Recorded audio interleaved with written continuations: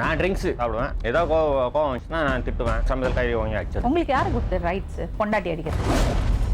மானம் கெட்டு மரியாதை கெட்டு என்னால் வாழ முடியாது. எனக்கு தயவு செய்து உங்களுக்கு கெஞ்சி கேட்டுக்கிறேன், எனக்கு இவரு வேணாம்.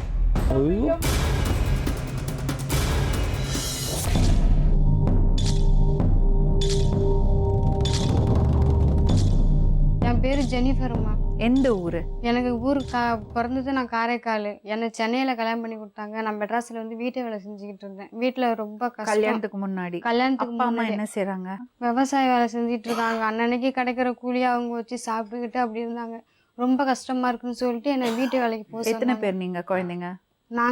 நான் வந்து 5 பேர் பொண்ணு, ஒரே ஒரு பையன். அக்கா 3 அக்காவை மேரேஜ் பண்ணி கொடுத்துட்டாங்க. நான் இருக்கும் போதே 4வது நான் எங்கள் வீட்டில். சரி கல்யாணத்துக்கு கஷ்டமாக இருக்குன்னு சொல்லிட்டு நான் வேலைக்கு வந்திருந்தேன். அப்போது எங்கள் வீட்டுக்காரோட சித்தி வந்து எங்கள் அக்காவுக்கு வந்து மாமியாராக இருந்தாங்க சென்னையில் தாம்பரத்தில். அவங்க வந்து என் குழந்தைன பையனுக்கு பொண்ணு பார்த்துக்கிட்டு இருக்கோம், பொண்ணு அமையலை, உங்கள் வீட்டில் தங்கச்சி யாராவது இருந்தால் என் குழந்தைன பையனுக்கு கொடுங்க அப்படின்னு சொல்லிட்டு எங்கள் அக்காவோட மாமியார் கேட்டிருந்துருக்காங்க. பையன் நல்ல பையன் அப்படின்னு சொல்லி கேட்டதுனால சரி நம்ம தங்கச்சி நல்லா இருந்தா சரி தானே அப்படின்னு சொல்லிட்டு எங்கள் அக்கா எங்கள் அம்மாவுக்கு ஃபோன் பண்ணி சொல்லியிருக்காங்க. சரிம்மா பரவாயில்லம்மா, நல்ல இடமா இருந்தால் கொடுத்துடலாம் அப்படின்னு சொல்லிட்டு இவங்க சித்தி வீட்டிலே வச்சு என்னை பொண்ணு பார்க்க வந்தாங்க. பொண்ணு பார்த்துட்டு மாப்பிள்ளை பிடிச்சிருக்கான்னு கேட்டாங்க. இவங்க வந்துட்டு சின்ன வயசு போட்டோ எடுத்துகிட்டு வந்து என்கிட்ட காமிச்சாங்க. அப்போது இவங்க பொண்ணு பார்க்க வரும்போது எங்களுக்கு 36 வயசுன்னு எனக்கு தெரியாது. நான் மாப்பிள்ளைக்கு என்ன வயசுன்னு கேட்டேன். மாப்பிள்ளைக்கு வந்து 33 வயசு ஆகுது. என்னோட வயசு, நான் உண்மையான வயசு 24 வயசு. நான் படிக்கலை, எனக்கு படிக்க தெரியாது அப்படின்னு நான் சொன்னேன். இல்லை அதெல்லாம் ஒன்றும் பிரச்சனை இல்லை, அவங்களுக்கு பொண்ணு நல்ல பொண்ணு அமைஞ்சா போகுதுன்னு சொல்கிறாங்க அப்படின்னு சொல்லிட்டு பேசினாங்க. பேசிட்டு அதுக்கப்புறம் நாங்கள் இப்போ திரும்ப நான் வேலைக்கு நான் போயிட்டேன். அக்காவுக்கு வீட்டுக்கு போயிட்டாங்க. அம்மாவுக்கு ஃபோன் பண்ணி இந்தமாரி தங்கச்சிக்கு பிடிச்சிருக்காங்க மாப்பிள்ளைய கேட்டதுக்கு அவளுக்கு பிடிச்சிருக்குன்னு சொல்லிட்டாராம். நீங்கள் ஒரு நல்லா பார்த்து வீட்டுக்கு மாப்பிள்ளையோட பார்க்க வாங்க அப்படின்னு சொல்லிட்டாங்க. ஒரு 4-5 பேர் வந்துட்டு மாப்பிள்ளையோட பார்த்துட்டு சரி சொந்த வீடு இருக்குது, நிலபலம்லாம் இருக்குது, நல்லா வசதியாக இருக்கிறாங்க, நல்லா தான் வச்சுருப்பாங்கன்னு சொல்லிட்டு சீர் சாமான் எடுத்து கொடுக்குறேன்னு சொல்லிட்டு இவங்க பேசிட்டு வந்துட்டாங்க. எனக்கு ஃபோன் போட்டு சொன்னாங்க, நான் சென்னையில் வேலை செஞ்சப்பே உனக்கு மாப்பிள்ளைய பிடிச்சிருக்கான்னு கேட்டாங்க. எனக்கு பிடிச்சிருக்குமான்னு. அதுக்குள்ளே எங்கள் அக்கா சொன்னால் என்னடி மாப்பிள்ளை இப்படி இருக்காரு நீ பிடிச்சிருக்குன்னு சொல்கிறியா அப்படின்னு. இல்லைக்கா எனக்கு என்னமோ நல்லா இருக்கார் மாரி தாக்கா எனக்கு தெரியுது, எனக்கு பிடிச்சிருக்கான்னு. சரி உன்னோட விருப்பம் தான் எங்களுக்குன்னு சொல்லிட்டு அதோட அவங்க மாப்பிள்ளை பார்த்துட்டு போயிட்டு ஒரு மாதம் கழிச்சு நிச்சயதார்த்தத்துக்கு நாள் குறித்தாங்க. நிச்சயதார்த்தத்துக்கு நாள் குறித்தோடனே நான் போனேன். வீட்டுக்கு என்னை வர சொல்லிட்டாங்க 3 நாளைக்கு முன்னாடியே. வந்தோடனே இவங்களுக்கு நான் வீட்டு வேலை செய்கிறது அவங்க சித்தி இவங்கக்கிட்ட சொல்லலை. நான் வீட்டிலே இருந்திருக்கிறேன் அப்படின்னு சொல்லிட்டு அவங்க சித்தி சொல்லியிருக்காங்க. வீட்டு வேலை செஞ்சால் இவங்க அப்பா எங்கள் மாமனார் வந்து ஏர்ஃபோர்ஸில் வேலை செஞ்சவங்க, கேவலமாக நினைப்பாங்க அப்படின்னு சொல்லிட்டு நீ வீட்டிலே இருந்தேன்னு சொல்லு அப்படின்னு சொன்னாங்க. நானும் வீட்டிலே இருந்தேன் அப்படின்னு நான் சொல்லிட்டேன். சொன்ன உடனே நிச்சயதார்த்தம்லாம் நல்லபடியாக நல்லா பெருசாக எல்லாருக்கும் சொந்தக்காரவங்களுக்கெல்லாம் சொல்லி எல்லாருக்கும் நல்லா பெருசாக பண்ணாங்க. கிராண்டாக நிச்சயதார்த்தம் பண்ணி மறாவது நாளே பிரச்சனை. இவங்க பொண்ணு பார்த்துட்டு எனக்கு போன அன்னைக்கு இவங்க நம்பர் எனக்கு கொடுத்து எனக்கு பேச சொல்லியிருந்தாங்க. நான் பேசினேன். எங்கள் அக்கா சொல்லியிருந்தா நீ பேசு, நீ தானே கட்டிக்க போகிற, பேசுன்னு சொல்லியிருந்தா. அதனால் நான் பேசிகிட்டு இருந்தேன். அந்த பேச்சில் வந்து எங்கள் வீட்டு விஷயத்தெல்லாம் பற்றி நான் அவர்கிட்ட சொன்னேன்னு அவர் வந்து எங்கள் வீட்டில் எங்கள் அக்காவுக்கு ஃபோன் பண்ணி சொல்லி எங்கள் அக்கா வந்து எங்கள் அம்மாவுக்கு ஃபோன் பண்ணி சொல்லி நிச்சயதார்த்தம் முடிஞ்சு மறதுனால ரொம்ப பிரச்சனையாயிடுச்சு. பிரச்சனையாகி கல்யாணம் பண்ணதுக்கு முன்னைக்கே இப்படி பிரச்சனை பண்ணுறாரு, இன்னும் போக என்ன பிரச்சனை பண்ண மாட்டார், நீ அமைதியாக இரு, எதுவும் பேசிக்காதுன்னு சொல்லிட்டு அவங்க என்கிட்ட ஃபோனை வாங்கி வச்சுட்டாங்க, என்னை பேச உள்ள. அதோட நானும் பேசலை, அவங்களும் பேசலை. கிட்டத்தட்ட ஒரு 10 நாள் நாங்கள் பேசாமல் இருந்தோம். இவங்க சித்தி என்ன பண்ணிட்டாங்க, இவங்க சித்தி அதுக்கு மேலே ஃபோன் போட்டு என் குழந்தைனா பையனுக்கு பொண்ணு கொடுக்காதீங்க, நிச்சயம் பண்ணதுக்கு அப்புறமா என் குழந்தைனா பையன் பொண்ணு கொடுக்காதீங்க, அவன் நல்லவன் கெட்டவன்லன்னு அப்படின்னு சொல்லிட்டாங்க. எங்கள் அம்மா என்ன சொல்கிறாங்க, இதென்னா என் பொண்ணு வாழ்க்கைன்னா உங்களுக்கு என்ன விளையாட்டாக போச்சா, ஆளாளுக்கு பொண்ணு பார்க்குறீங்க, சரி நீங்கள் நல்ல இடம்னு சொன்னதுனால தான் நான் சம்பாதிச்சேன், இப்போ வந்து திடீர்னு கல்யாணத்தை நிறுத்தணும்னா ஊரை கூட்டி நிச்சயம் பண்ணிட்டு நாங்கள் எப்படி கல்யாணத்தை நிறுத்த முடியும் அப்படின்னு பேசினாங்க. சரி உங்கள் இஷ்டம்னு சொல்லிட்டு அவங்க விட்டாங்க. அதுக்கப்புறம் திரும்ப அவங்கள வர வச்சு சமாதானமாக பேசி ஓலெல்லாம் எழுதணும். நான் கல்யாணத்துக்கு திரும்ப பிரச்சனை முடிஞ்சு கல்யாணத்துக்கு நாள் வச்சு பிப்ரவரி 12 நாள் குறிச்சிருந்தாங்க. இப்போ 2 வருஷத்துக்கு முன்னாடி. சரின்னு சொல்லிட்டு பிப்ரவரி 12 நாள் குறிச்சிருக்காங்கன்னு சொல்லிட்டு நாங்கள் ஃபாதரை போய் பார்த்ததுக்கு அவங்க சொன்னாங்க, இன்னும் மாப்பிள்ளை வீட்டிலேருந்து எங்களுக்கு ஓலை எழுதி வரல, அவங்க வீட்டிலேருந்து ஓலை கூறி வந்தால் தான் நாங்கள் கூற முடியும், நாங்கள் நாள் கொடுக்க முடியும், எங்களால் கொடுக்க முடியாதுன்னு சொல்லிட்டாங்க. நான் ஃபோன் பண்ணி பேசினேன், என்ன அந்த மாதிரி நீங்கள் இன்னும் ஓலை கூறலையாங்க, இங்கே இந்தமாரி நாங்கள் ஃபாதரை போய் விசாரிச்சதுக்கு இந்தமாரி ஃபாதர் சொல்கிறாங்க அப்படின்னு நான் கேட்டதுக்கு, நான் போய் ஃபாதரை பார்த்தேன். ஃபாதர் ஊரில் இல்லை, எங்கேயோ வெளியூர் போயிருக்காருன்னு சொல்கிறாங்க. நான் என்ன பண்ண முடியும், அவர் வரட்டும், நான் பேசிக்கிறேன்னாங்க. சரின்னு சொல்லிட்டு 12ஆம் தேதி டேட்டு நெருங்கிச்சா, இப்போ வைக்க வேண்டாம்னு சொல்லிட்டு நாளை தள்ளி போட்டாங்க. எதுக்காக பிரச்சனை வந்தது? எதுக்காக பிரச்சனைனா, கல்யாணம் பேசி முடிவு எடுத்தாங்க. இவர் வந்துட்டு செம்ம குடி, ட்ரிங்க்ஸ் நிறையா எடுப்பார், வேலைக்கே சுத்தமாக போகிறதில்ல, வீட்டிலே இருந்திருக்காரு. 2வது படித்தது 6ஆம் கிளாஸு, ஆனால் 10வது படிச்சிருக்கேன்னு பொய் சொல்லியிருக்காரு. பொண்ணு பார்த்து போய் இப்படி தான் சொன்னாங்க, பொய் சொல்லியிருக்காரு. மாதம் 8000 சம்பாதிக்கிறான்னு சொன்னாங்க, ஆனால் எதுவுமே கிடையாது. வயசு எல்லாத்தையும் மறைச்சிட்டாங்க, ஒன்று கூட எனக்கு சொல்லலை. வேணான்னு அம்மா சொல்லி வச்சிருந்ததுனால நானும் சரின்னு சொல்லிட்டு, அதோட அவங்க சித்தி வீடு என்னை வந்து அவங்க தங்கச்சி ஒருத்தவங்க இருக்காங்க. அண்ணி நீ வீட்டில் சும்மா தானே இருக்கிற, நீ வா, நான் உன்னை கம்பெனியில் வேலை சேர்த்து விட்றேன் அப்படின்னு அந்த பொண்ணு என்கிட்ட சொன்னிச்சு. நான் அதோட அவங்க வீட்டுக்கு வந்துட்டு, வீட்டில் சும்மா தானே இருக்கிறோம், வீட்டு வேலைக்கு கூட போவேண்ணா, கம்பெனிக்கு வேலைக்கு போகலான்னு சொல்லிட்டு நான் கம்பெனிக்கு வந்துட்டேன். வந்து ஒரு வாரம் கூட இல்லை, 2 நாள் கழித்து இவங்க சித்தி வந்துட்டு, என் பையன், என் குழந்தை பையனை பார்க்க ரொம்ப பாவமாக இருக்குடி, அவன் நீ உன்னை கொடுக்க முடியாதுன்னு சொன்னவனா ரொம்ப மனசு கஷ்டமாக போயிருக்கு அவனுக்கு. என்னை வந்துட்டு மானங்கன்னே ஏசிட்டு மண்ணை வர தூவிட்டு நீ 2 பொண்ணு வச்சிருக்கிற, என்னையும் ஜெனிஃபரையும் பிரிச்சதுக்கு நல்லா இருக்க மாட்டா அப்படின்னு சொல்லிட்டு மண்ணை வர இறச்சிட்டு போகிறான்டி. நீ அவனை கல்யாணம் பண்ணிக்கோ, அவன் நல்லா வச்சுப்பான், நீ கல்யாணம் பண்ணால் அவன் திருந்திடுவான் அப்படி இப்படின்னு என்கிட்ட பேசினாங்க. நான் ஒன்றே சொன்னேன், இந்த மாதிரிலாம் பேசாதீங்க, பிரச்சனை வந்து தான் எங்கள் அம்மா வேணான்னு சொல்லி வச்சுருக்காங்க, திரும்ப வந்துட்டு நீங்கள் இந்த மாதிரி பிரச்சனை பேசுனா என்ன அர்த்தம்னு நான் கேட்டேன். எதுக்கு உங்கள் அம்மா கல்யாணம் பண்ணி கொடுக்க மாட்டேன்னு சொன்னாங்க? கல்யாணம் பண்ணதுக்கு முன்னிக்கே இவங்க வசதியாக இருக்கிறாங்க மேடம், இவங்க வந்து மாடி வீடு எல்லாம் இவங்க இருக்குது, எங்களுக்கு வந்து வசதி கம்மி. அப்போ வந்துட்டு வசதி கம்மியாக இருக்குன்னு சொல்லிட்டு கல்யாணம் பண்ணதுக்கு முன்னிக்கே ஒரு மாதிரியாக எங்கள் அம்மாவை எங்கள் அக்காவெல்லாம் கேவலமாக பேச ஆரம்பிச்சிட்டாரு, மட்டம் தட்டி பேசுகிற மாதிரி. ஏன்னா எங்கள் அம்மா வேறு பைக்கு என்னால் இப்போ எடுத்து கொடுக்க முடியாதுன்னு சொல்லிட்டு கையை வேறு எடுத்து கும்பிட்டாங்கன்னு அவர் சொன்னார். எனக்கு தெரியாது நிச்சயதார்த்தம் அன்றைக்கி, அவர் தான் சொன்னார். அது உண்மையா போயா எனக்கு தெரியாது. அதனால் அவங்க கொஞ்சம் கேவலமாக நினச்சிட்டாங்க. இவங்க சித்தி இந்த மாதிரி சொன்னதுனால நான் என்ன பண்ணேன், எனக்கு மைண்டு அதுவே ஓடிக்கிட்டே இருந்துச்சு. இந்தமாரி சொல்கிறாங்களே இவங்க, நல்லவரா கெட்டவரான்னு ஒன்றுமே தெரியலையே, நம்ம என்ன பிரச்சனை பண்ணுறதுன்னு சொல்லிட்டு கம்முன்னு உட்காந்துட்டேன். அப்புறம் ஒரு நாள் நைட்டு எனக்கு ஃபோன் போட்டு இவங்களே பேச வச்சாங்க, இவர்கிட்ட கென்னடிக்கிட்ட, எங்கள் வீட்டுக்கார்ட்ட பேச வச்சவொடனே நான் பேசினேன். என்ன நினச்சிட்டு இருக்கிறீங்க, இந்தமாரி பிரச்சனை பண்ணிகிட்டு இருக்கீங்களா, ஏன் இந்த மாதிரி பிரச்சனை, பிடிச்சிருக்குன்னு சொல்லி தானே பொண்ணு பார்த்தீங்க, இஷ்டம் இருந்தால் கல்யாணம் பண்ணிக்கிங்க, நான் விட்டுட்டு போயிடுங்க, ஏன் தேவையில்லாமல் என் வாழ்க்கையை இப்படி நாசம் பண்ணுறீங்க அப்படின்னு நான் கேட்டேன்.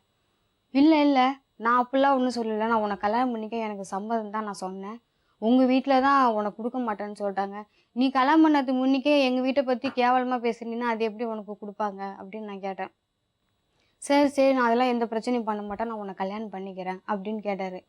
அதுக்குள்ளே எனக்கு எப்படி தான் மனசை மாறிச்சுன்னு இவங்க பேசுனது, இவங்க சித்தி பேசுனதை வச்சு எனக்கு மனசை மாறிடுச்சே எனக்கு தெரியல. அப்புறம் அவருக்கு நானே ஃபோன் போட்டு வர வச்சு நான் கல்யாணம் பண்ணிக்கிட்டேன். பிப்ரவரி 17ஆம் தேதி சாயந்தரமாக எங்களுக்கு கல்யாணம் ஆச்சு. கல்யாணம் ஆகுனோடனே நாங்கள் எங்கள் அம்மாவுக்கு ஃபோன் போட்டு இந்தமாரி கல்யாணம் ஆயிடுச்சுமா அப்படின்னு நாங்கள் சொன்னோம். எங்கள் அம்மா என்னை ரொம்ப அசிங்கமாக பேசுனாங்க. நான் தான் வேண்டான்னு சொல்லி வச்சுருந்தேனே, ஏன் நீ போய் கல்யாணம் பண்ணிக்கிட்ட, உன் வாழ்க்கை நீனே சீரழிச்சிக்கிட்ட அப்படின்னு எங்கள் அம்மா கண்டபடி என்ன திட்டினாங்க. கல்யாணம் பண்ணி 10வது நாள் மேம் பயங்கர தண்ணி, நான் எதிர்பார்க்கவே இல்லை, அவ்வளோ போதை, நிற்க நிதானம் இல்லாமல் குடிச்சிட்டு வந்து அவங்க வாசப்பொல்ல அப்படி தொப்புனி கீழே விழுந்துட்டாரு. என்ன இவர் இப்படி இருக்கிறாரு, நம்ம தெரியாமே வந்து நம்ம மாட்டிக்கிட்டோமே அப்படின்னு சொல்லிட்டு எனக்கு அந்த அட்ரஸ் அப்போ தான் பூசி, எனக்கு போக கூட எனக்கு வழி தெரியல. எனக்கு அப்போ யோசனை, இப்படி விட்டு நம்ம போயிடலாமா அப்படின்னு கூட நான் யோசித்தேன். சரி கல்யாணம் பண்ணிட்டோம், கழுத்தில் தாலி கயிறையும் ஏறிச்சு, இதுக்கப்புறம் நம்மளால ஒன்றும் பண்ண முடியாதுன்னு சொல்லிட்டு நான் ரூமுக்குள்ளே அழுதுனே உட்காந்துருக்கேன். எங்கள் மாமியார் அங்கேருந்து வந்துட்டு ஒரு சொம்பில் தண்ணி கொண்டு வந்து அவர் தள்ள தெளித்து துண்டை போட்டு தவிட்டி உள்ளே இருந்துட்டு போய் கட்டில் படுக்க வச்சுட்டார் மேடம். படுக்க வச்சதுக்கப்புறம் நான் கேட்டேன், கல்யாணம் பண்ணதுக்கு முன்னிக்கே நீங்கள் இப்படி தானா அப்படின்னு நான் கேட்டேன். இல்லை அவன் அப்படிலாம் கிடையாது, அவன் நல்ல பையன்தான், இன்றைக்கி ஏதோ டென்ஷனில் குடிச்சிட்டு வந்துட்டான் அப்படின்னு எங்கள் அக்கா சொன்னாங்க. சரி அப்படி தான் போயிருக்கு அப்படின்னு சொல்லிட்டு நான் விட்டுட்டேன். மறாவது நாள் நல்லா இருந்தாலும் 3ஆவது நாள் அதே மாரியே குடிச்சிட்டு வந்து வேலைக்கே சுத்தமாக போகிறது கிடையாது. அவங்க அம்மா, எங்கள் அப்பா ஏர்ஃபோர்ஸில் வேலை செஞ்சதுனால பென்ஷன் பணம் இவங்களுக்கு 15,000 பென்ஷன் பணம் வருது. அதை வச்சு இவங்க சாப்பாடு போட்டுக்கிட்டு இருந்திருக்காங்க, எனக்கு தெரியல. நான் குடிச்சிட்டு வந்துட்டு அவங்க அம்மா போட்டு பயங்கர அடி மேடம். அவங்க அம்மா போட்டு செம்ம அடி அடிக்கிறாரு. அவங்க அம்மாவே அவ்வளோ அடி வாங்குறாங்க அவங்க அம்மா. நான் போய் மறைக்கிறேன், என்ன அவங்க அம்மாவை இப்படி போட்டு அடிக்கிறீங்களே அப்படின்னா, புதுசாக ஒன்றும் அடி வாங்கலை, நான் 20 வருஷமாக நான் என்கிட்ட அடி வாங்கிட்டு தான் இருக்கிறேன் அப்படின்றாங்க. எனக்கு ரொம்ப மனசு கஷ்டமாக போயிடுச்சு. ஐயோ பெற்றவங்களை போட்டு இப்படி அடிக்கிறாரே அப்படின்னு சொல்லிட்டு அப்படி இப்படின்னு முடிஞ்சு அப்புறம் அந்த இடத்த வந்து பில்டிங் விட்டாங்க, அப்பார்ட்மெண்ட்டு விட்டுட்டாங்க மேடம். விட்டதுக்கப்புறம் 50 லட்சம் பணம் கொடுத்துருக்காங்க கையில். 50 லட்சம் யாரு கொடுத்தாங்க? அவங்க பில்டர்ஸ் வந்து இவங்களுக்கு கொடுத்துருக்காங்க, எங்கள் வீட்டுக்காரவங்களுக்கும் அவங்க எங்கள் மாமியாருக்கும். இவர் வந்து என்கிட்ட சொன்னார், உனக்கு எதனா நகை எடுக்கணுமா அப்படின்னு என்ன கேட்டார். ஏன் எனக்கு என்ன நகை எடுக்க போகிறீங்க? இல்லை, கல்யாணம் தான் நம்மளுக்கு இந்தமாரி ஆயிடுச்சு, அதனால நகை பக்கத்து வீட்டில் போய் அம்மாவுக்கு எடுத்துக்கு உனக்கு எதுனா நகை எடுத்து போட சொல்கிறாங்க. நகைலாம் ஒன்று எடுத்து போட வேணாம், ரிசப்ஷன் பெருசாக வைங்க அப்படின்னு நான் சொன்னேன். இவங்க என்ன பண்ணிட்டாங்க, ரிசப்ஷன் பெருசாக வைக்கவங்க ரிசப்ஷன் இப்போ நான் 50,000 நான் செலவு பண்ணி ரிசப்ஷன் வச்சேன்னா எனக்கு 1 லட்ச ரூபா மொழி விழுமா அப்படின்னு இவங்க அம்மா கேட்க ஆரம்பிச்சிட்டாங்க எங்கள் வீட்டுக்கார்ட்ட. அதுக்குள்ளே அவர் சொன்னார், அப்படி நம்ம எதிர்பார்க்க முடியாதுமா அப்படின்னு அவர் சொன்னார். அப்போ ரிசப்ஷன் வச்சு என்ன ஒன்றும் பண்ண முடியாத, நான் அவ்வளோ காசு செலவு பண்ணுறேன், எனக்கு லாபம் கிடைக்கணுமே அப்படின்னு. லாபம் என்ன பிஸ்னஸா? அதுமாரி தான் மேடம் அவங்க பேசுனாங்க. சரின்னு சொல்லிட்டு எனக்கா வருத்தம், என்ன ஒரு கல்யாணம் தான் இப்படி ஆயிடுச்சு, ரிசப்ஷனை வச்சா கூட நம்ம வீட்லேருந்து எல்லாரையும் வர சொல்லலான்னு நம்ம நினச்சோமே, நமக்கு அதுக்கும் வழி இல்லாமல் பண்ணிட்டாங்கன்னு என்னை வந்து இவர் கேட்குறாரு. நான் சம்மதம் சொல்லி அவங்க அம்மா என்ன எதனா பேசுவாங்கன்னு சொல்லிட்டு உங்களோட விருப்பம், எனக்கு இதை பற்றி எனக்கு எது தெரியாதுன்னு சொல்லிட்டு நாங்கள் விட்டுட்டோம். அதுக்கப்புறமா உயர்றது கூட எதிர்பார்த்து தான் ரிசப்ஷன் வைக்கிறது, என்ன நியாயம்? ஒரு நட ஃபுல் குடிச்சிட்டு வந்துட்டு அசிங்கமாக பேசினார். காரணம் எல்லாமே என்னை அசிங்கமாக பேசினார். எதுக்கு இப்போ நீ என்னை அசிங்கமாக பேசுகிறான்னு நான் கேட்டேன். என் ஃப்ரெண்ட்ஸுங்களாம் என்னை கேவலமாக பேசுகிறானுங்க. ஏன் கேவலமாக பேசுகிறானுங்க? நான் என்ன தப்பு செஞ்சேன்? உன்னை விட்டுட்டு யாரு கூட போகிறேன்னா இல்லை யார்கிட்டயே பேசிகிட்டு இருக்கேன்னா என்னத்துக்கு கேவலமாக பேசுகிறேன்னா, உங்கள் என்ன ஒன்றும் இல்லாத இடத்துல போய் பொண்ணை கட்டிட்டு வந்துட்டேன், உங்கள் மாமியார் வீட்டில் ஒன்றும் செய்யவே இல்லை, 1 பவுன் ஒன்று செயின் போட்டாங்க, அதை விட விட்டுட்டு ஏன்டா இவ்வளோ இழிச்ச வயத்தனமாக இருக்கிற? மாமியார் வீட்டில் வாங்கி சாப்பிட்றது வரவங்க தான் அசிங்கப்படணும் அப்படின்னு சொல்லி அடித்தாங்கன்னு சொல்லிட்டு இவங்க வந்து என்கிட்ட சொன்னாங்க மேடம். சொன்னவொடனே நீ அடுத்தவங்க சொல்கிற பேச்சை கேட்டுக்கிட்டு வந்து என்ன போட்டு அடிக்கிறியா?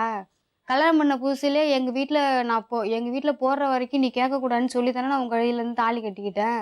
இப்போ திடீர்னு வந்து கல்யாணம் ஆகி 3 மாதத்துலேயே என் ஃப்ரெண்ட்ஸுங்க அதுமாரி சொல்கிறான்னு என்னை வந்து சொல்கிறியே, என்ன இது நியாயம் நான் கேட்டேன். ஆமாண்டி, நான் அப்படி சொல்லி தாண்டி நான் கல்யாணம் பண்ணிக்கிட்டேன். சொல்லி கல்யாணம் பண்ணிக்கிட்டா ஓத்தாக்காரி எதுவும் செய்ய மாட்டாளா? உன் குடும்பமே நல்ல குடும்பம் கிடையாதுரி. நல்ல குடும்பம் இல்லைன்னு தெரிஞ்சு ஏன் என்னை வந்து கல்யாணம் பண்ணிக்கிட்டேன்? என்னை வேண்டான்னு அப்பயே சொல்லியிருக்கலாமே. வேண்டான்னு சொல்லியிருப்பேன், ஏழைப்பட்ட குடும்பமாக இருக்குன்னு சொல்லிட்டு பாவப்பட்டு உனக்கு வாழ்க்கை கொடுத்தேன் அப்படின்னு சொன்னார்.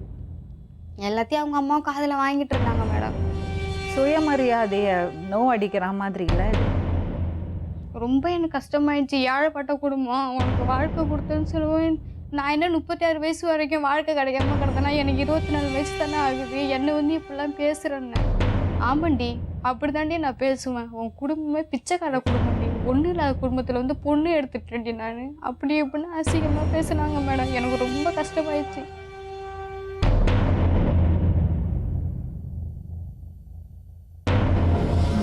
அப்புறம் அப்படின்னு சொன்னாங்க மேடம். அதுக்கப்புறம் சொன்னாங்க, ரொம்ப ஏழைப்பட்ட குடும்பம்னு சொல்கிறீல்ல, வேணா ஒன்று பண்ணுறேன்டி, உங்கள் வீட்டிலேருந்து 4 பேர் அக்கா தங்கச்சி இருக்காங்கள்ல, அவங்கள வந்து ஒரு நாளைக்கு என்கிட்ட இருக்க சொல்லு, நான் ஒரு நாளைக்கு 5000 தரேன், அதை வச்சு உங்கள் வீட்டில் குடும்பம் பண்ண சொல்லுங்க அப்படின்னு எனக்கு கேட்டார் மேடம். எனக்கு ரொம்ப மனசு வெட்டு போச்சு.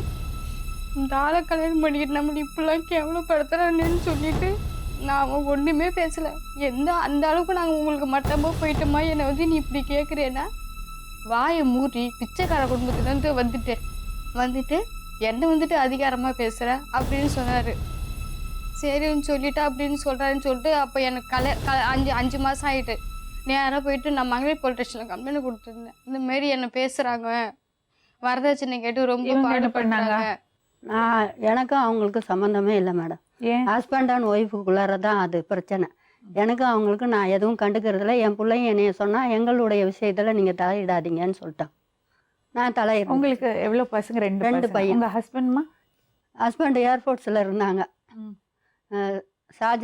ஜேடபிள்யூ சர்வீஸில் இருந்தோம்.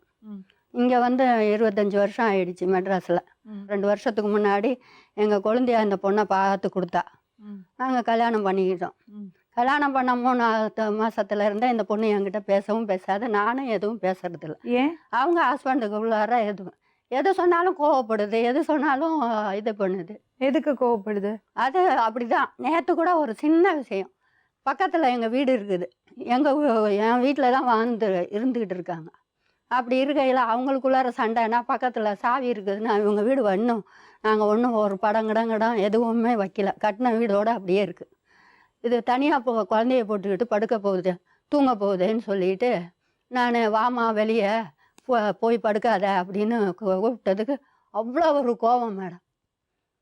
மூஞ்சில் அடிக்காத குறையா தாய விடு அப்படின்னு பிடுங்கிக்கிட்டு அது பையன் உங்களை அடிப்பாரா? உங்க பையன் என்னையவா? என்னைய அடிச்சது இல்ல மேடம், அவங்க பொய் சொல்றாங்க மேடம். நிறைய அடி. கல்யாணம் ஆகி 2 வருஷமா கண்ணால அடி. இவங்களை அடிப்பாங்க மேடம். இவங்க பொய் சொல்றாங்க. சத்தியமா இவங்க அடி வாங்குவாங்க. என் கண்ணு முன்னாடி அடி வாங்கிருக்காங்க. சும்மா பொய் சொல்றாங்க. அவங்க புள்ளைய அவங்க காப்பாத்துறாங்க மேடம். காப்பாத்துறாங்க. எப்பயாவது கோவத்துல வந்து இல்ல மேடம், டெய்லி கோவத்துல வந்து 1 தடவை 2 தடவை அடிச்சிருக்கான். அம்மாவை அடிப்பான். அவன் எல்லாம் ஒரு பையன், அவனுக்கெல்லாம் வக்காலத்து வாங்குறீங்க. அம்மாக்கள் இப்படி இருக்கிறதுனால தான் பசங்க கெட்டு குட்டிச்சவரா போறாங்க. உங்களுக்கு பென்ஷன் வருமா? உங்க வீட்டுக்காரருக்கு பென்ஷன் வருமா? நீங்க தான் சோறு போடுறீங்களா? சொல்லுங்கம்மா. உங்க முகத்தில் அவ்வளோ விஷயம் எனக்கு தெரியுது. பெரிய பையனும் பாத்துக்கிறது இல்ல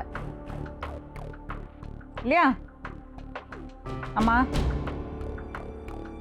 நிறைய தப்பு பண்ணிருக்காங்க மேடம். என்ன தப்பு? நிறைய அவங்க மேல தப்பு இருக்கு மேடம். எங்க வீட்டை எனக்கு முன்னாடி கேவலமா பேசுவாங்க மேடம்.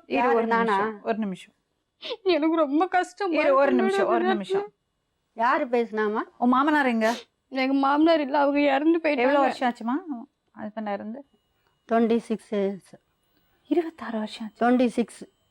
26 வருஷமா? நீங்க தான் பசங்களை வளர்த்தீங்க. என் பையன் பெரியவனுக்கு 14-15 வயசு இருக்கையில் அவங்க அப்பா இறந்துட்டு. ஏன் உங்க பெரிய பையன் கல்யாணம் ஆகல? அவன் துவக்கத்துல இருந்தே அவன் எனக்கு கல்யாணம் வேணான்னு சொல்லிக்கிட்டு இருந்தான். எங்களுக்கு சொந்த பந்தம்லாம் அவ்வளவா கிடையாது. படிச்சிருக்காங்களா? என்ன படிச்சிருக்காங்க? பெரியவன் 10th படிச்சிருக்கான், கம்ப்யூட்டர் கிளாஸ் படிச்சிருக்கான். சின்னவன் 6th படிச்சிருக்கான். அவன் சரியாக படிக்கலைன்னு நாங்கள் அவங்க அப்பா சர்வீஸில் இருந்துட்டு வெளியே வந்து வாட்ச் ரிப்பேர் கடையெல்லாம் வச்சுருந்தோம் கேம்ப் ரோட்டில். அதெல்லாம் செய்வாங்க, ஒர்க்கெல்லாம் நல்லா ஓரளவு செய்வாங்க. என்னென்ன வேலை, ஒயரிங்கு, ப்ளம்பிங்கு, எந்த வேலைன்னாலும் செய்வாங்க. பர்மனண்ட் வேலை கிடையாது, அவ்வளோதான். நல்லா சம்பாதிச்சு கொண்டு வந்து கொடுப்பாங்க. அவங்களால முடிஞ்சால் கொடுப்பாங்க, இல்லைன்னா நான் என்னுடைய பென்ஷனை வச்சு தான் அவங்கள 2 பேரையும் முன்னேற்றிட்டு இருக்கேன். நீங்கள் சோறு போடுவீங்க, வேற என்னங்க பண்ண முடியும்? பெத்த கடமைக்கு நாங்கள் தூக்கி வெளியே போடணும் 2யும். இதில் கல்யாணம் வேற. அந்த பொண்ணோட வாழ்க்கையும் கெடுத்தாச்சு. உள்ள பாசம் இருந்தா கொடுப்பாங்களாம், இல்ல கோவம் வந்தா அடிப்பறான், போதை இருந்தா அடிப்பறான் அம்மாவை. அம்மாக்கு நேர கையை தூக்குறத பையனை என்ன பண்ணணும்? இதோ பாருங்க மேடம், முந்தா நாள் குடிச்சிட்டு வந்து என்னை போட்டு அடிச்சு கையெல்லாம் பிடிச்சி கிழிச்சு வச்சிருக்காரு மேடம். நான் ஒரு தப்புமே நான் செய்யல மேடம். இதோ பாருங்க, கையெல்லாம் பிடிச்சி கிழிச்சு, என்ன ட்ரெஸ் எல்லாம் கிழிச்சு. அப்படியே குழந்தை இருக்கா அவனுக்கு? குழந்தை 1 வயசுல இருக்கு மேடம். குழந்தைய பிடிச்சி அண்ணனை பிடிச்சி எண்ணெய குழந்தை கீழே தள்ளி விட்டு மண்டை பிடிச்சி செவுத்துல. அப்போல இருந்து சண்டை தானா? கல்யாணம் பண்ணல இருந்து பிரச்சனை மேடம். நான் மகளிர் போலீஸ் ஸ்டேஷன்ல போய் கம்ப்ளைண்ட் கொடுத்துட்டு வந்துட்டேன். அவங்க விசாரிக்க கூப்பிட்டாங்க, இவரு வரவே இல்லை. அதோட நான் திரும்ப சரி நம்மளோட வாழ்க்கைன்னு சொல்லிட்டு நான் திரும்ப வந்துட்டேன். வீட்டுக்கு வந்துட்டு ஒரு வாரம் கழிச்சு மகளிர் போலீஸ் ஸ்டேஷன்ல ஃபோன் பண்ணி என்னம்மா கம்ப்ளைண்ட் கொடுத்துட்டு போனேன், யாருமே வரவே இல்லை அப்படின்னு சொன்னாங்கன்ட்டு நாங்கள் போயிட்டோம் மேடம். இவங்க போகும்போதே அவங்க பையனுக்கு 500 ரூபா காசு கையில் கொடுத்து அமைச்சிருக்கிறாங்க. போலீஸ் ஸ்டேஷன் மகளிர் போலீஸ் ஸ்டேஷன்ல கேட்பாங்க, கமிஷன் கொடுக்கணும்னு சொல்லிட்டு இவங்கள்ட்ட 500 ரூபா சொல்லல மேடம். அவர் சொன்னாரு, இவங்க சொல்லல. அவர் சொல்லிருக்காரு. அவர் சொல்லவும் சரி இந்தாடான்னு சொல்லிட்டு 500 ரூபாய் எடுத்து கையில கொடுத்துருந்தேன். போலீஸ் ஸ்டேஷன் போகல, அவங்க என்ன கேட்பாங்கன்னு எனக்கு தெரியாது. அதனால கையில காசு இல்லைன்ட்டு நான் தான் கொடுத்தேன். ரொம்ப நல்லா 100 ரூபா கொடுத்தேன். நல்லா குடும்பம் நல்லா விளங்கும் மாமா, பசங்க நல்லா பொறுப்பா வளருவாங்க. Very good, congratulations. 500 ரூபா கொடுத்து அமிச்சாங்க மேடம். அங்கே வந்துட்டு அவர் என்ன பண்ணார், போலீஸ் ஸ்டேஷனில் வந்துட்டு நான் நல்லபடியாக வச்சுக்கிறேன்னு சொல்லிட்டு எழுதி கொடுத்துட்டு வந்துட்டு தாம்பரத்தில் வந்துட்டு ஒரு பழம் அது மட்டும் ஒரு 20 ரூபாய்க்கு வாங்கி கொடுத்துட்டு பாக்கி காசை இவர் எடுத்துன்னு போயிட்டார் மேடம். நான் வீட்டுக்குள்ளே வந்துட்டேன். வீட்டுக்குள்ளே வந்துட்டு நீங்கள் எவ்வளோ உங்கள் பையனுக்கு கொடுத்து அமிச்சிங்க நான் கேட்டேன் மேடம். வாசப்பல்ல உட்காந்து நான் கேட்குறதுக்கு அவங்க சொல்கிறாங்க, வீட்டில் 1008 சண்டை சச்சரவு புருஷன் முன்னாடிக்குள்ளே இருக்க தான் செய்யும். என் புருஷன் யார் தெரியுமா, என் புருஷன் ஏர்ஃபோர்ஸில் வேலை செஞ்சவர், என் வீட்டு குடும்ப மானத்தையே வாங்குற, போலீஸ் ஸ்டேஷன்ல போய் கம்ப்ளைண்ட் கொடுத்துருக்குற, யாரை கேட்டு போய் கொடுத்த? வேலைக்கு போகாத படிக்காத பிள்ளைங்க அம்மாவை அடிக்கிறது பிள்ளைங்க எல்லாம் மானத்தை வாங்காது அப்படின்னு சொன்னாங்க மேடம். நான் இப்போ என்ன கேட்டேன், உங்ககிட்ட ஏன் 500 ரூபா கொடுத்தீங்கன்னு தானே கேட்டேன். இதுல என்ன தப்பு இருக்கு? நீ பண்ண வேலை தான், என் புள்ள அடிச்சு போட்டானா அதுக்காக நீ இதெல்லாம் பேசுறதே இல்ல மேடம். அது ரொம்ப அவங்க பேசுனாங்க மேடம். அவங்க இல்ல இந்த பொண்ணுகிட்ட பேசுறதே கிடையாது. கல்யாணம் பண்ணி 3 மாசத்துல நல்லா இருந்தோம். அதுக்கப்புறம் அவங்களுக்குள்ளார பிரச்சனையில என்கிட்ட இது பண்றதுல என் பிள்ளையும் எங்க விஷயத்துல தலையிடாதீங்க அப்படின்னு சொல்லிட்டான். அதனால நான் எதுவுமே பேசுறது கிடையாது, கண்டுக்கிறதும் கிடையாது. அதோட போலீஸ் ஸ்டேஷன் போயிட்டு நான் வந்துட்டேன் மேடம். இவங்க இந்த மாதிரி பேசுறதுனால எனக்கு மனசு ரொம்ப கஷ்டமாயிடுச்சு. அவங்க அண்ணன் அதுக்கு மேலே போலீஸ் ஸ்டேஷனில் போய் கம்ப்ளைண்ட் கொடுக்குறது வந்து நல்ல பாம்புகிட்ட நம்ம விஷத்தை கொடுக்குற மாரி அப்படின்னு அவங்க அண்ணனும் ஒரு மாதிரியே பேச ஆரம்பித்தாங்க என்ன. சரின்னு சொல்லிட்டு பேசிட்டு போட்டுன்னு சொல்லிட்டு நான் விட்டுட்டேன் மேடம். இவங்க வெளியில் இவங்க ஃப்ரெண்ட்ஸு வீட்டுக்கு போயிட்டு வர்றது பிறகு போயிட்டு வந்துட்டு நான் கிச்சனில் நிற்கிறேன் மேடம். இவங்க பக்கத்தில் நிற்கிறவங்க இவங்க சொல்கிறாங்க, வெளியில் போனாலே என் ஃப்ரெண்ட்ஸுங்கெல்லாம் கேட்குறாங்க, மருமக கல்யாணம் பண்ணிட்டு வந்துட்டு என்ன அவங்க அம்மா வீட்டில் ஒன்றும் செய்யல. என்ன கேட்குறாங்க மேடம், என்ன கேட்குறாங்க. துணியோட ஓடி வந்துச்சு, வந்து எங்களை கட்டாயப்படுத்தி எனக்கு கல்யாணம் பண்ணி வையின்னு சொல்லிச்சு. அதனால நாங்கள் செஞ்சோம். நான் அப்போவும் பத்திரிக்கை அடித்து வச்சிருக்கேன் மேடம். இன்னும் கிடக்குது எங்கள் வீட்டில். யாருக்கும் பத்திரிக்கையே கொடுக்கல மேடம். கல்யாணம் இது பண்ணினது தப்பா இல்லை நாங்கள் செஞ்சது தப்பா சொல்லுங்க நீங்களே. ஆனால் ஒன்று மேடம், இந்த பொண்ணு 3 மாசத்துக்கு ஒரு தடவை 2 மாசத்துக்கு ஒரு தடவை திடீர்னு சொல்லாமல் கொள்ளாமல் அவங்க அம்மா வீட்டுக்கு போயிடும். சொல்லாம வேண்டியதாக இருக்கும். சொல்லாம நான் போகவே மாட்டேன் மேடம். எப்படி மேடம் ஒரு புருஷன்ட்டு வீட்டுக்கு போறேன்னு எப்படி சொல்லாம எப்படி போவாங்க? குழந்தைய தூக்கிக்கிட்டு போய் சொல்லலாம். இங்க இருந்து காரைக்கால போறேன்னா சொல்லாம நான் போவேனா? என்கிட்ட உண்மையாக சொல்ல போனா மேடம், நான் இந்த பொண்ணுகிட்ட 3 மாசம் தான் பேசியிருக்கேன். இதுவரையில நான் பேசினது கிடையாது. அப்ப எப்படி அவங்கள்ட்ட சொல்லிட்டு போவா? புருஷன்ட்ட சொல்லிட்டு போறாங்கல்ல, புருஷனா நடந்துக்கணும் முதல்ல. எனக்கு சொல்லலைன்னா புருஷனா நடந்துக்கிறானா உங்க பையன், அப்போ அவ புருஷனா மதிப்பா. நானும் சொல்லிட்டேன் மேடம் என் பிள்ளைகிட்ட. நான் இது நீங்க சொன்ன வார்த்தையே தான் நான் முந்தா நாள் கூட நான் சொன்னேன். வந்தா கேளுங்க. இதுக்கு எல்லாத்துக்குமே காரணம் நீங்க 35 வயசு 40 வயசு ஆம்பளை பசங்க வீட்டுல உட்கார வச்சு சோறு போடுறீங்க. இதுதான் அப்புறம் என்ன மேடம் செய்யறது? நீங்கம்மா தாம்மா தப்பு பண்றீங்க. நீங்க தாம்மா தப்பு தூக்கி வெளியே போடணும். இப்போ குடும்பத்தை பாடுறாங்க, வேலையை பாடுறாங்க. அனாதை பசங்களுக்கு உட்காந்து சோறு போடுங்க. உங்க பென்ஷன்ல புண்ணியமாவது சேரும்.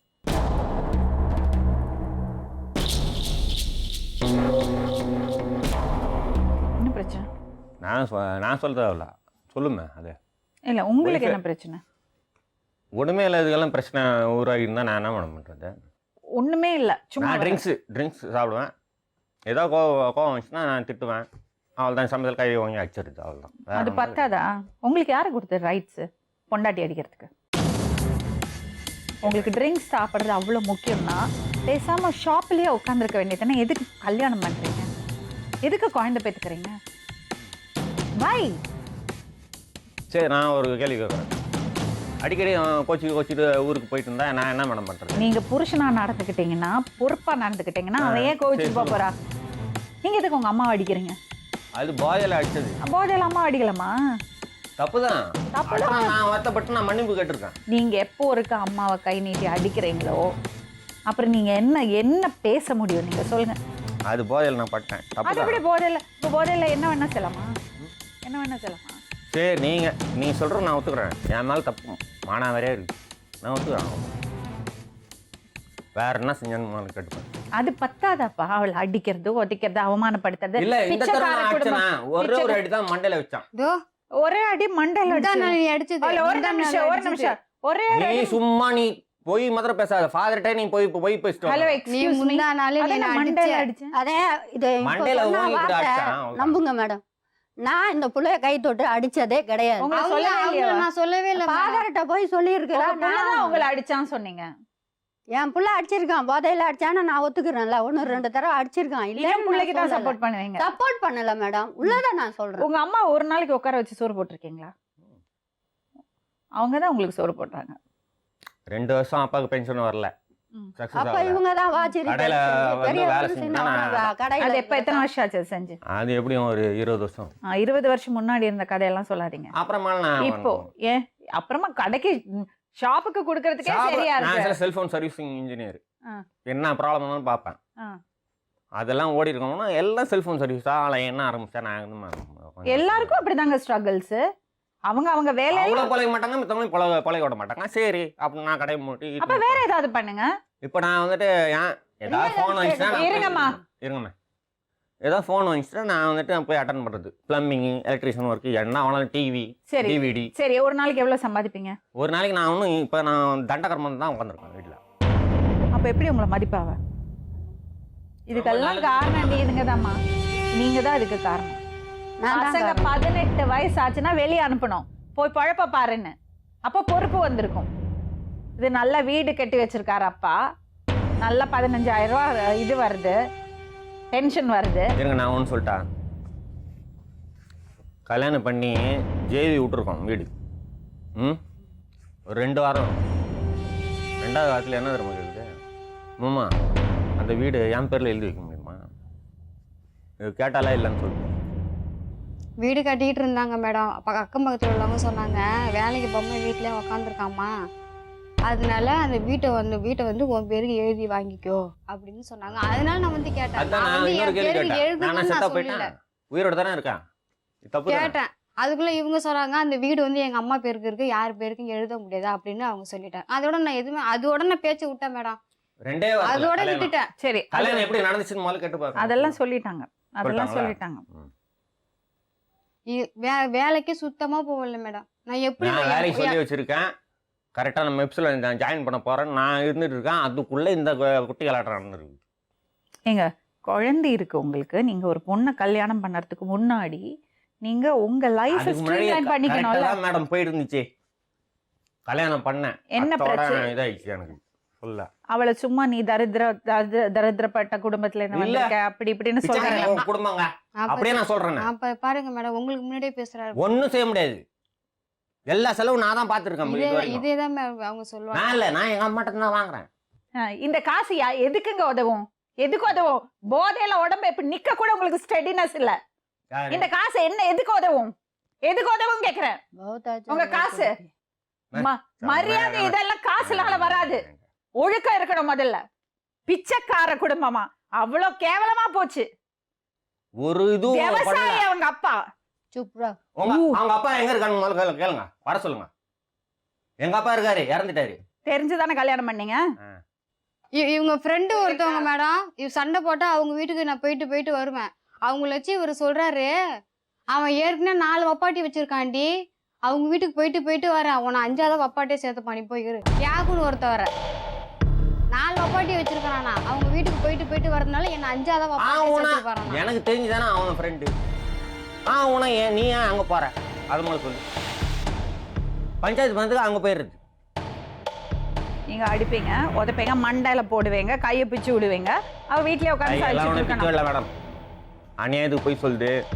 நான் ஃபாதர்கிட்ட போயிட்டு நான் பேசுகிறேன்.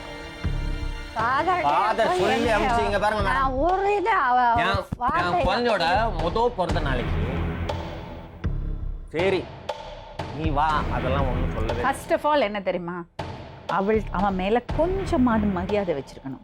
அந்த மரியாதை உங்களுக்கு இல்ல. அவன் மேல மரியாதை, அம்மா மேல மரியாதை இருக்கிறது பசங்களுக்கு தான் பொண்டாட்டி மேல மரியாதை வைக்க முடியும். முதல்ல அந்த தாய்க்கு மரியாதை நீங்க கொடுக்கல. இவர்கிட்ட எப்படிமா நீ மரியாதை எக்ஸ்பெக்ட் பண்ண முடியும்? அம்மாவை அடிக்கிறது ஒரு பையன், பிச்சைக்காரி சொல்றான். ஒரு நிமிஷம் உழைச்சி கூலி வேலை செஞ்சு கக்கூஸ் கழுவி சாப்பிடுறது வரைக்கும் கூட கையெடுத்து கும்பிடலாம். பெத்தவங்க காசுல உட்காந்து சாப்பிடுறவங்க தான் பிச்சைக்காரங்க. புரியுதா? சரியா? என்ன ஒரு வேலை செஞ்சுட்டு வந்தா நான் இது மாதிரி செஞ்சுட்டு வந்தான்னு சொல்லணுமா? வெளியில கிளம்பி வர மேடம், எங்க வெளில போறேன்னா உங்ககிட்ட சொல்லிட்டு போகணுமா? ஐயோ சூப்பர். எங்க வெளில கிளம்புவாரு, அம்மா புருஷனும் பொண்டாட்டிக்குள்ள அந்த மரியாதை இருக்கணும். சண்டை போகும்போதே வரலாம், உங்க அப்பா பேண்ட் சண்டை மாட்டிக்கினாரு. சண்டை வரலாம். மேடம் இங்க இருங்க. பேண்ட் மாட்டிக்கினாரு, ஆஃபீஸ் கிளம்பிட்டாரு உங்க அப்பா. உங்க அப்பா குடியார் குழந்தைகிட்ட இதெல்லாம் அப்பெல்லாம் சொல்லுவாங்களா? பேச மாட்டேன் மேடம். எத்தனை வயசு ஆச்சு குழந்தைக்கு? ஒரு வயசு தான் ஆகுது ஆகுது. மேடம். அப்பெல்லாம் நான் பேச மாட்டேன். இதெல்லாம் இதெல்லாம் அவ மாத்திரம் போய் பொய் சொல்றாரு மேடம். என் காதால நான் ஹால்ல உட்காந்துருந்தேன், இவங்க ரூம்ல உட்காந்து குடிகார பாத்ரூம் போறான் போதையில. உன் அப்பா பாரு ஆடிக்கிட்டு போதையில போறான் பாத்தியா குடிகாரன் சொன்னுச்சு மேடம். அது சொன்னது தப்பா? உங்க பையன் போதையில ஆடிட்டு போனது தப்பா? தப்புதான் தப்பு என் மேல. அப்புறம் அதுக்கு எதுக்கு நான் அவரை குழந்தைகிட்ட support நீ ஏன் இது அவரை பண்ற? சப்போர்ட் பண்றீங்க? சப்போர்ட் பண்ணல மேடம், நடந்ததை சொல்றேன். சரிங்க, முதல்ல குழந்தை நான் முன்னாடி என் அவர் பிள்ளைய போதை கண்டிச்சிருக்கேன். ப- பாரு முதல்ல உன்னுடைய- போதையில இருக்க கூடாது நீங்க குழந்தை முன்னாடி. சரி நான் பாட்டுக்கு வரேன், நான் பாட்டுக்கு போய் பாறேன். பாரு உங்க அப்பா குடிகாரங்கப்பா. அப்படிதாங்க சொல்லுவாங்க. அது குடிச்சு ஏன் குழந்தைகிட்ட நீ இப்பயே நீ என்ன சொல்லி வளர்க்குறியா? குழந்தை அதானே முன்னாடி கேட்பேன். ஏங்க குடிச்சு வர்றீங்க? குடிச்சிட்டு போதையில வர்றீங்க? நான் அப்ப குழந்தைய நீங்க கொஞ்சம் decent ஆ வாங்க. நான் பாட்டுக்கு கம்முன்னு வரது நீங்க போதை இல்லாம வந்தீங்கன்னா அவ சொல்ல மாட்டா அப்பா பாருன்னு உங்க கையில குழந்தைய கொண்டு வந்து கொடுப்பா. நீங்க போதையில வந்தா எப்படி அப்பான்னு மதிப்புக்கு குழந்தை? முதல் நாளே இவர் அடிச்சு போட்டாருன்னு சொல்லிட்டு நான் குழந்தைய தூக்கிட்டு முந்தானைக்கு night எவ்வளவு அடிச்சு போட்டான்? பேச விடு, எனக்கு கொஞ்ச நேரம். நீ தலையில ஒரு அடி பேசுறியா? அடிச்சான். அடுத்த நாள் காலைல நான் வந்துட்டு சாரி கோச்சிக்காத. இல்ல மேடம், முந்தா நாள் கேட்டு அடிச்ச பாரு. அடி இதெல்லாம் முந்தா நாள் அடிச்சாரு மேடம். நான் வீட்டு இது அநியாயத்துக்கான அந்த போய் அக்கா சொல்லுது மேடம். நீங்க சரி, நல்லா இவன் கேட்டு பாருங்க. சரி, உங்க சைடுல போதை, ஆமா ஸ்டெடியா இன்கம் கிடையாது, சரி ஓகே. அம்மாவை அடிப்பீங்க, இதெல்லாம் உங்க நெகட்டிவ்ஸ். அவரோட பாசிட்டிவ்ஸ் என்னது சொல்லு. ராசியா இருப்பாரு மேடம். நான் குடிச்சிட்டு வந்தாலும் ராசியா இருப்பாரு. ராசியா இருக்கிற வரைக்கும் இருப்பாரு. அந்த நைட் ஆயிடுச்சுன்னா அவர் குடிச்சிருந்தாலும் அவரு கூட இருக்கணும்னு கட்டாயப்படுத்துவார் மேடம். முடியாதுன்னு சொல்லிட்டோம், பல பல பல பலன்னு கண்ணத்துல அடிப்பாரு. எங்க வீட்டு குடும்பத்துல இப்போ மட்டமா நல்ல அசிங்கமா. விஷயம் தானே கேட்டேன் அவங்ககிட்ட. நல்ல விஷயம் அவர்கிட்ட நம்ம எதிர்பார்க்கவே முடியாது மேடம். அந்த 2 வருஷத்துல நான் அவர்கிட்ட நல்ல விஷயம் எதுவுமே எதிர்பார்த்தது இல்ல. அடி torture torture torture torture torture, அசிங்கமான வார்த்தை. நல்ல விஷயமே கிடையாது அவர்கிட்ட. எதுவுமே அப்புறம் ஏன் கல்யாணம் பண்ண? அது கல்யாணம் பண்ணது முன்னுக்கு எனக்கு தெரியல மேடம் இவரை பத்தி. கல்யாணம் பண்ணி தான் எனக்கு கழுத்துல தாலிக்கறி ஏறி தான் எனக்கு இவரை பத்தி உண்மையே எனக்கு தெரிஞ்சுது. சரி. அது வரைக்கும் எனக்கு எதுவுமே இப்ப சரி, தெரியாது. நீங்க சொல்லுங்க, உங்கள்ட்ட என்னெல்லாம் பாசிட்டிவ் இருக்கு? எது? உங்கள்ட்ட நல்ல என்ன காரியம்லாம் என்ன நல்ல இருக்குன்னு விஷயங்கள் கேட்கலாம். இருக்கு? நல்ல விஷயமா? நீங்க சொல்லுங்க, உங்கள்ட்ட என்னெல்லாம் பாசிட்டிவ் இருக்கு? நல்லா வேணும்னா யாராவது பசிக்குது அப்படின்னா உடனே வாங்கி கொடுத்துருது. ஆனால் நான் ஏதாவது அடிக்கடி படிச்சுட்டேன், அதை நான் பார்க்குறது எல்லாம் ஒரு பாசம் உண்டு எல்லாரும் பாசம். மேலயும். உங்களுக்கு வைஃபை பிடிக்கும், ஒய்ஃப் நல்லா பிடிக்கும் எனக்கு. குழந்தைய, குழந்தை அதுக்கு மேலே அம்மாவை. அம்மா தான் முதல்ல, சரி, அப்புறம் இப்போ wife-அ குழந்தை. இவ்வளவு பாசம் இருக்கு. அண்ணனை பிடிக்கும், அண்ணன் பிடிக்கும். எல்லாரையும் ரொம்ப பிடிக்கும், எல்லாரையும் சந்தோஷமா வச்சுக்கணும்னு ஆசை உண்டு. அது எதனால உங்களுக்கு அது பண்ண முடியல? காசு ரெண்டாவது இந்த போதை. சரி, எப்படி இதுல இருந்து வெளியே வர போறீங்க? இதனால நான் நினச்ச முடிச்சிருவேன் மேடம். வேணாம் அப்படின்னு நினச்சேன்னா ஒரு வாரம் விட்டு வச்சிருவேன். சரக்கு அடி அப்புறம் ஒரு வாரம் கழிச்சு அதுக்கெல்லாம் சேர்த்து வச்சு அடிப்பீங்க. அதை அடிச்சு போதே திருப்பி. இந்த பையன் சொல்றான் எனக்கு எல்லார் மேலேயும் பாசம் இருக்குன்னு. ஒரு நிமிஷம் அவன் நிலைமையில இருந்து யோசிச்சு பார்த்தா அதோட கஷ்டம் தெரியும். நீ பிச்சைக்கார எப்பவுமே இந்த டிஸ்பாரிட்டி இருந்தா, ஒரு பணக்கார குடும்பத்துக்குள்ள பணம் இருக்கிறது கம்பேரிட்டிவ்லி நான் சொல்லேன், குடும்பத்துக்குள்ள இந்த மாதிரி கஷ்டப்படுறது குடும்பத்துலேருந்து ஒரு பொண்ணு போச்சுன்னா அவள் அதை சொல்லி சொல்லி காமிச்சு அவளுக்கு எவ்வளோ வேதனைப்படும் மனசு, எவ்வளோ தாழ்ந்த மனப்பான்மை வரும், எவ்வளோ கஷ்டமான விஷயம் அது. நீ சொல்லி சொல்லி காட்டினியா? என்ன இப்பவே சொன்னாரு பிச்சைக்கார குடும்பம். ஆமா, ஏன் அப்படி சொல்ற? நான் அது கண்டிச்சிருக்கல உனைய, அந்த வார்த்தை சொல்லாத. அதை விடுங்க, நான் கோவத்தில் அப்படி தான் சொன்னேன். அவர் கோவத்துல சொல்லுவாரு, போதையில சொல்லுவாரு, அப்புறம் அதெல்லாம் ஓகே, அதெல்லாம் ஜஸ்டிஃபைடு. அந்த பொண்ணோட நிலைமையை கொஞ்சம் யோசிச்சு பாருங்களேன். உடனே ஒன்று சொல்கிறேன், நான் இந்த ஒரு புடவை கட்டிக்கிட்டு இருந்தேன், வந்தேன் 40 எத்தனை மாதம்டா பொண்ணுக்கு இருக்கையில் அம்மா மடியில் பாத்ரூம் போனுச்சு. பாப்பா 4 மாசம் குழந்தை மேடம். நான் வீட்டுக்கு தூக்கிட்டு வந்திருந்தேன். கேட்டுக்கோங்க. நான் சொல்றேன், டீட்டெயில் நான் சொல்றேன். சொல்லு, வீட்டுக்கு சொல்லு. நான் தூக்கிட்டு வந்திருந்தேன். எவ்வளோ போய் சொல்லிட்டு சொல்லு. வீட்டில் அம்மா பாப்பாவோட குழந்தையோட துணி, குழந்தைய தூக்கி வச்சுக்கிறது எல்லாமே அம்மா தான் பார்த்துக்கிட்டு இருந்தாங்க. நான் அதே மாரி இவங்க இருப்பாங்கன்னு நான் எதிர்பார்த்தேன். ஆனா அவங்க ஆப்போசிட்டா இருப்பாங்க. நான் கண்டிப்பா நான் ஆப்போசிட் எதிர்பார்க்கல. இல்லை மேடம், நான் இருங்க, இருங்க, அவங்க சொல்கிறேன். அம்மா சொல்லட்டும். இருங்க, சொல்லுங்கம்மா. சொல்லுங்க. உட்காந்து இருக்கையில் பாத்ரூம் பண்ணிடுச்சு. நான் என்ன சொன்னேன், கண்ணா நீ பாத்ரூம் பண்ணிட்டியாடா, இவ்வளவுதான் மேடம் சொன்னேன். கிச்சனில் வேணா வேலை செஞ்சிச்சோ, எங்கே வேலை செஞ்சிச்சோ, உடனே இந்த வார்த்தையை கேட்ட உடனே பிள்ளைய அப்படியே தூக்கிட்டு போயிட்டேன். நான் ஒன்றுமே பேசலை. என்னுடைய புடவையை துவைச்சி நான் காய வச்சது தப்பா மேடம்? என் குழந்தை இன்னொருத்தவங்களா இருந்தால் என்ன செஞ்சுருப்பாங்க, நீங்களே யோசிச்சு சொல்லுங்க. மூஞ்சில் அடிச்ச மாதிரி சொல்கிறா எங்கள் அம்மா.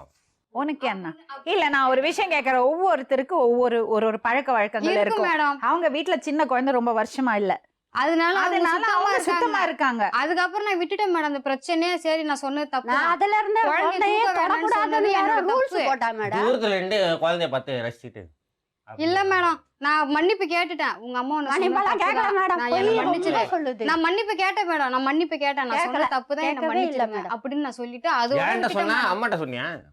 அதான் 4 மாசத்து புள்ளில நான் சொன்னதை அதையவே இவரு மனசுல வச்சுக்கிட்டு மேடம் முந்தா நாள் சொல்றாரு, உன் குடும்பமே போட முடியும், ஏன் அம்மா வந்து நீ நான் புள்ளி எப்ப தூக்க வேணாம்னு சொல்ற அது அப்படின்னு மாதிரி நான் சொன்னேன். சொல்லிட்டே இருக்கு. நான் தான் வந்துட்டு அன்னைக்கே உன் காலில் வந்து நான் பாத்துக்கிட்டே சொன்ன போய் தப்பு சொன்ன தான், கேஸ் ஆச்சா? அதானே. நான் குழந்தை தூக்க வேணாம்னு சொன்ன தப்பு என்னை மன்னிச்சிரு அப்படின்னு நான் கேட்டேனே. இன்னமும் ஏன்னா நீ எத்தனை வருஷம் சொன்னா எத்தனை வருஷம் போனாலும் சரி நான் அதே வார்த்தையை சொல்லுவேன். ஆமா உங்க அப்பா யாரு உனக்கு? உங்க அப்பா பேரு தெரியாம நீங்க 6 பேரும் பிறந்துட்டீங்களா? ஓத்த 6 பேரையும் பெத்து போட்டாளா? இவர் கேக்குறாரு மேடம். வரண்டி என்ன உன் சொன்னா ஊருக்கு, சொல்லிட்டோம். உன் பாத்துட்டே ஊருக்கு நான் போய் சொன்ன வரண்டி, கேஸ் இது.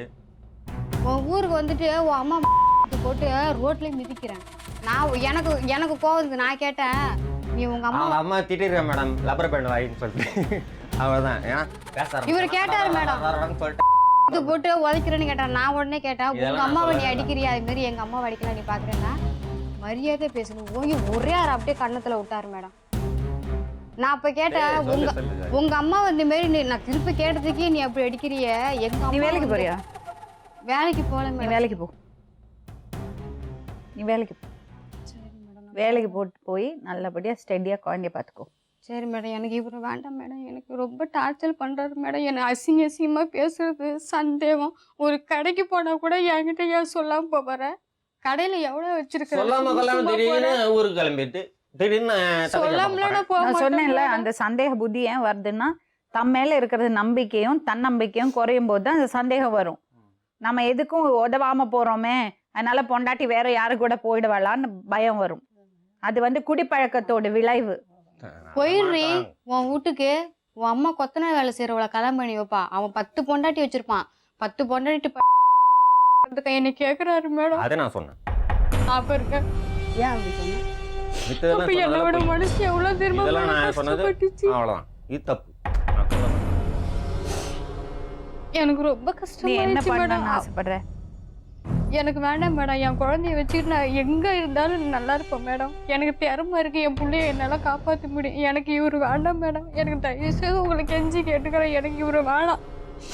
இவரு கூட என்னை சேர்த்து வைக்காதீங்க மேடம். என்னை அடிச்சு இவரு கொண்டுடுவார் மேடம். அப்படி என் புள்ள அனாதையே போயிடும். அடிச்சு மண்டே பிடிச்சி செவுத்துல மோதி எவ்வளவு தெரியுமா மேடம் சித்திரவதை அனுபவிச்சிருக்கிறேன். போய் அப்படியே வருது வெளில. ரொம்ப சித்திரவதை நான் அனுபவிச்சுட்டு மேடம். தாங்க முடியாத சூழ்நிலை தான் நான் உங்ககிட்ட நான் வந்துட்டேன். என்னோட ஒப்பீனியன், இந்த பொண்ணு இங்கேயே இருந்து வேலைக்கு போய் குழந்தைய பார்த்துக்கணும். அவர் திருந்தணும். அது அவர் கையில தான் இருக்கு, நான் சொல்ல முடியாது. அவர் திருந்த மாட்டாரு மேடம். மேடம். பக்கத்துல வீடு இருக்கு, என் வீடு தான். ஜெய் விட்டது எல்லாம் 3 வீடு கொடுத்துருக்காங்க. எனக்கு ஒன்று, அண்ணனுக்கு ஒன்று, அம்மாவுக்கு ஒன்று. என் வீட்டில் இருந்து விட்டா நான் அம்மாவோட இருக்கேன். அவள் தான் இருக்கட்டும். சரி. எனக்கு அது வேண்டாம் வேலைக்கு மேடம். போத போகாம இருக்கட்டும். எனக்கு வேண்டாம். எனக்கு வேண்டாம். என்னை விட்டுரு. நீ என்னால உன்கிட்ட அடி அதான் என்ன வாங்க, கதைன்னு மலை அசிங்கப்பட, என் வீட்டு குடும்பத்தை அசிங்கப்பட்டு, மானம் கெட்டு மரியாதை கெட்டு என்னால வாழ முடியாது. இவங்க சும்மா என்ன முதல்ல கேட்கறாங்க கல்யாணம் மேடம் நீ சண்டையில. ஒரு நட சண்டை மேடம். கல்யாண நாள் அன்னைக்கு நாள் எல்லாருக்கும் சமைச்சுதான் மேடம் வச்சிருந்தேன். இவங்களுக்குன்னு ஸ்பெஷலா என்னால சமைக்க முடியாது. நான் கை குழந்தைய வேற நான் வச்சுக்கிட்டு சமைச்சுக்கிட்டு இருந்தேன். இவங்க என்ன கேக்குறாங்க, ஓடி வந்த ஒண்ணு இல்லாத வெறுசா ஓடி வந்த என் பென்ஷன் படத்துல சாப்பிட்டுட்டு என் வீட்டுல உட்காந்துட்டு என்னை திமிரா அது என்னை பண்றியா? திட்டுவாங்க. இவனை இல்ல மேடம், என்ன என்னை கேட்டாங்க, திட்டுவாங்க. என்ன இவ்வளவு கேட்டாங்க அந்த தொடர்றதே கேள்வி. கிடையாது. இவ என் பேச்சுக்கே மேல நான் சத்தியமா என்ன ஈடுபடுறதே கேட்டாங்க இல்ல அந்த மேடம். கேள்வி. வந்தா 3 மாசத்துல இருந்தே எனக்கு அவளுக்கு ஒத்துக்கல, நான் ஒதுங்கிக்கிட்டேன்.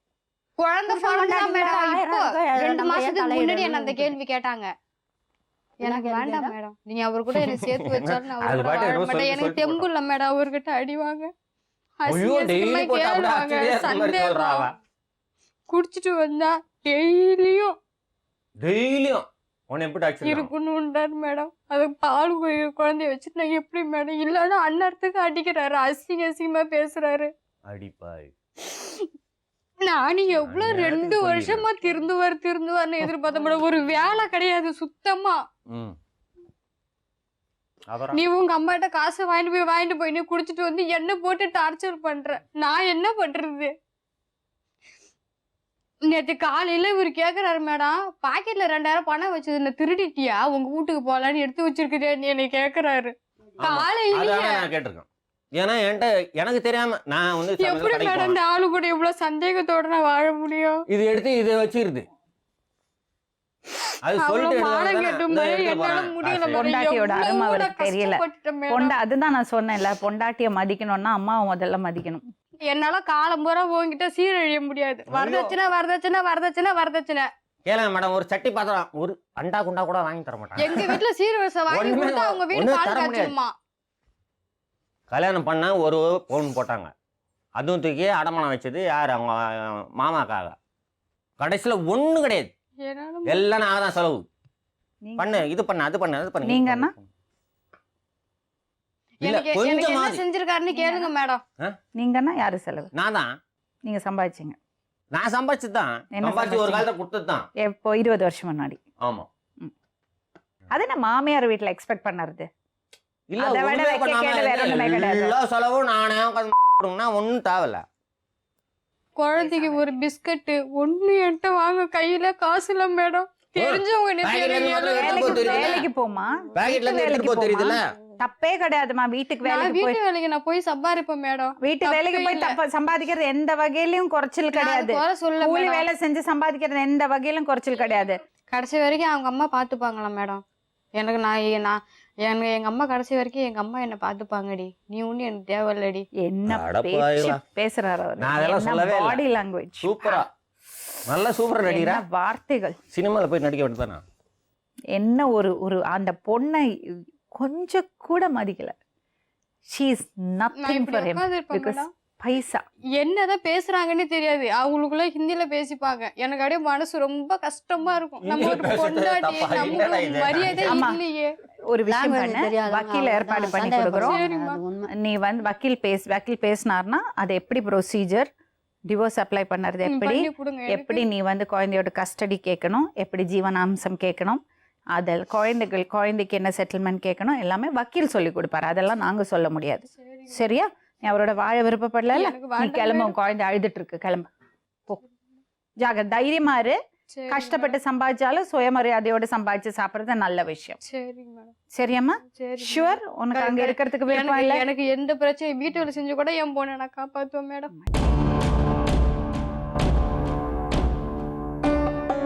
சாதிச்சிட்டீங்கல்ல தம்பி, நீங்க பெரிய ஆளுன்னு நிரூபிச்சிட்டீங்க. நீங்க வந்து பணக்காரன், நீங்க வந்து அவளை வந்து திருடி சொல்லுவீங்க, அவளை வந்து அவங்க அப்பாவை வந்து பிச்சைக்காரன் சொல்லுவீங்க, குடும்பத்தை வந்து கெட்ட வார்த்தை பேசுவீங்க. ரொம்ப பெரிய ஆளு தம்பி, நீங்க ரொம்ப ஹை. நாங்கெல்லாம் ரொம்ப உங்க கீழே இருக்கோம். பரவாயில்ல. சரியா? நீங்க you are a great man. Thank you very much for coming, for taking the time. Okay, ரொம்ப பெரிய ஆளு நீங்க, சாதனையாளர். போங்கம்மா, உங்க பையனை நல்லா சாப்பாடு போடுங்க. குடிக்கிறதுக்கு காசு கேட்டா குடிக்கிறதுக்கு கொடுங்க. நல்ல விஷயம். போங்க, போங்க.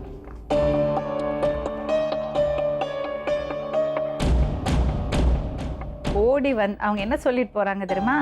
ஓடி வந்த பொண்ணுக்கு வாழ்க்கை கொடுத்தல, அதுக்கு அவன் சொல்றான் ஒழியட்டும் சனியன் தரித்திரம் சொல்லிட்டு போறாரு. அந்த பொண்ணோட நிலைமையை கொஞ்சம் யோசிச்சு பாருங்களேன். 2 வருஷம் சுயமரியாதையே அவள் வந்து இல்லாமல் வாழ்ந்திருக்கா. எவ்வளோ வேதனை. ஷாக்கிங் டு see தட் இந்த மாதிரி இளைஞர்கள் இன்னும் இருக்காங்கன்னு, இந்த மாதிரி அம்மாக்கள் இன்னும் இருக்காங்கன்னு. ஷாக்கிங். மீண்டும் இன்னொரு உண்மை சம்பவத்துடன் உங்களை சந்திக்கும் வரை நன்றி.